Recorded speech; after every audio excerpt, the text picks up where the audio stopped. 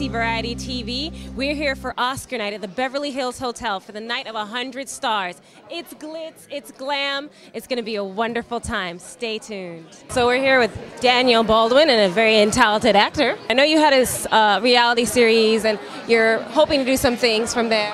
Well, I just finished Grey Gardens with Jessica Lange and Drew Barrymore for HBO, so I'm really looking forward to that. It's a pretty cool part.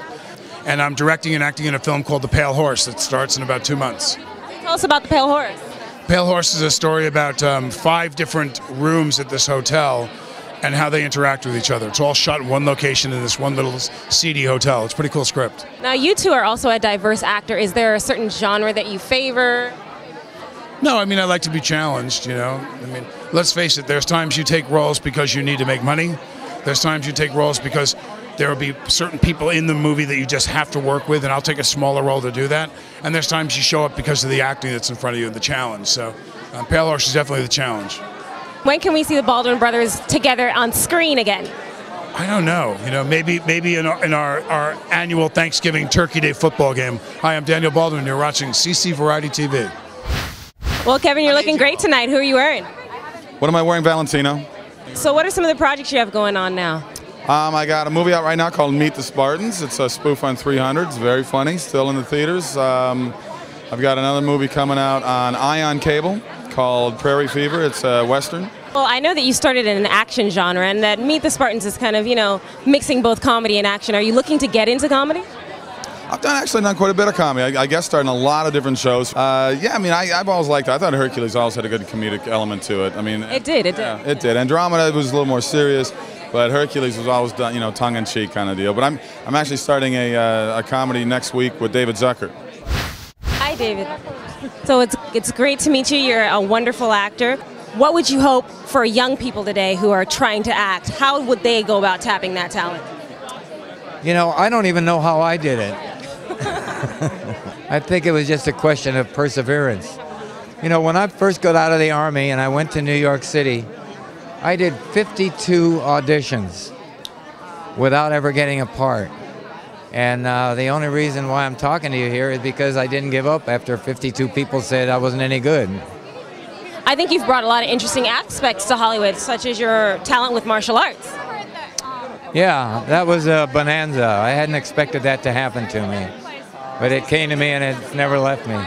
And even with movies still in, like, such as Kill Bill, you still bring new things every time. How do you do that? Well, when you have somebody like Quentin helping you out, it's a little easier than if you have to do it all by yourself. Well, I'm David Carradine, if you don't know that, and you're watching CC Variety TV. We're here with the soft-spoken Larry Burkhead. Tell us about some of the things you have going on. Well, you know, I've got some offers for different projects and some things that I'm looking at right now, and some of them are on television, some of them on children's books and things that are, you know, involving my daughter. And my first goal when I got my daughter was to spend time with her, bonding, you know, over the first portion of her life that I wasn't, you know, a part of her life, and to make up for lost time. And so we've kind of done that now, and we're bonded, and we're ready to make some more decisions that will take us to our next journey, you know. Now, see, that's so important. You really incorporate your role as a father into what you're doing in your life. Well, you have to, because, you know, my previous job, I have a journalism degree, and I was a photographer and a writer, and I did all celebrity-driven things. And so when this situation thrust me into the spotlight, I was no longer able to do what I used to do, because I go out and they take pictures now of me and whatever. And so it kind of made me have to make a decision to do something different, and that's kind of what my next goal is. So as far as the Grammy goes, were you expecting that? I was not expecting to be nominated at all. I mean, it's just this little record I did with a friend of mine that I've known since I was 14 years old, and all my favorite songs from when I was a child. So it was a labor of love that amazingly was singled out. Wow, you're a dynamic girl. What else do you plan for the future?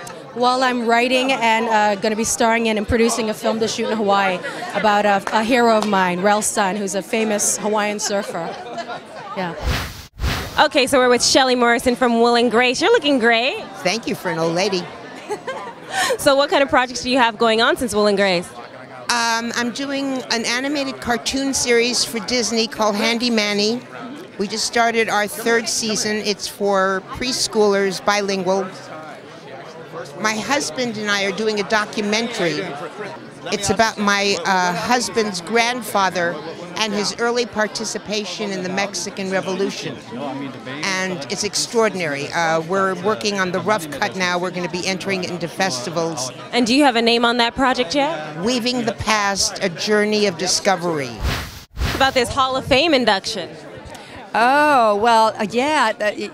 I've been inducted now into so many things. The Smithsonian, I just won a Gracie Award, which is very exciting. I'm in there with a lot of really big names, and that I found, I mean, I couldn't believe that. You're a dynamic actress. When are we going to see you in a couple movies? Well, I don't know. I guess television is my my first love, and you know, a medium that I work in all the time. But I'm ready. Just call me. Hey, I want to work with Clint Eastwood. Okay, one of my dreams. And I know you have a couple movies that are your favorites. What are those? Oh, well, I loved Juno. I loved Away from Her with Julie Christie. You know what? I loved American Gangster, and I think Ruby Dee will win tonight.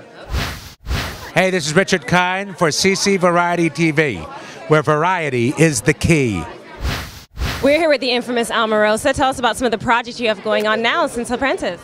Oh, you know, I've been working with my charity in Compton, California, called Positive Vibrations, and I've just been having a wonderful time telling the world about these children who are training to become pilots and to change the world. That's amazing, because I know you got a little bit of a tag because of what happened at Apprentice. Would you say that's the real you, or have we not seen the real Omarosa yet? Listen, I don't want to blow anybody's fantasy that reality TV is what is real. So whatever they need to believe, I enjoy doing it. I'm glad to be back on Celebrity Apprentice, and it's a lot of fun. What are some of the tips that you would give some young people that are trying to become successful? I think the most important tip is to never give up and to never worry about what people think about you. Everybody will always have an opinion. I had a baby 7 months ago, and we've been in the strike, so it's been a little crazy. But so in the meantime, I've been working on a maternity-friendly line, so you can wear it before, during, and after, with an accompanying book and television show that all kind of goes together. And actually, in fact, since you mentioned Bella, I know Bella kind of started out as this indie phenomenon. How is it to live through that? You know, it was such an amazing. Well, we've been promoting for the past year, so it's been really an amazing 3 years from the time we shot until the whole thing. But you know, when you're involved in a project that people walk out and say they walk in one person and walk out a different person, it's like there's no turning back. We have the writer, director, producer, the all-around man for Bella.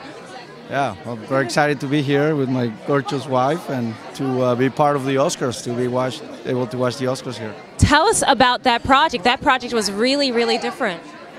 Oh yeah, it was a film that came from the heart, and like Beethoven said, everything that comes from the heart gets to the heart, and it's a movie that took the hearts of the audiences, winning the Toronto Film Festival first, and now it did really well in the box office, and now it's coming out on DVD in May 8th. Hi, I'm Allie Landry. Alejandro Monteverde. We're at the Oscars, and we wanted to say hi to CC Variety TV. So what do you have going on now? Well, I have a couple of offers. You know, we've been on strike. The writers have been on strike, and the industry has closed down. And now the question is the industry going to shut production down because they don't know whether the actors are going to strike, which is going to mean that we'll basically be out of work for probably 10 months or a year. So what are your views? I think there are issues for working and middle-class actors that have to be resolved because those people cannot afford to live in this town. And if they can't afford to live in this town and be actors, when the A-list stars try to do a picture and they want some wonderful actor to say the 2 or 3 lines that the person has got, there aren't going to be those actors. And so what they're going to do is they're going to say, well, I'm not going to do the production here. I'm going to take it to England or Ireland or Scotland. Hi, this is Jamie Cromwell for CC Variety TV.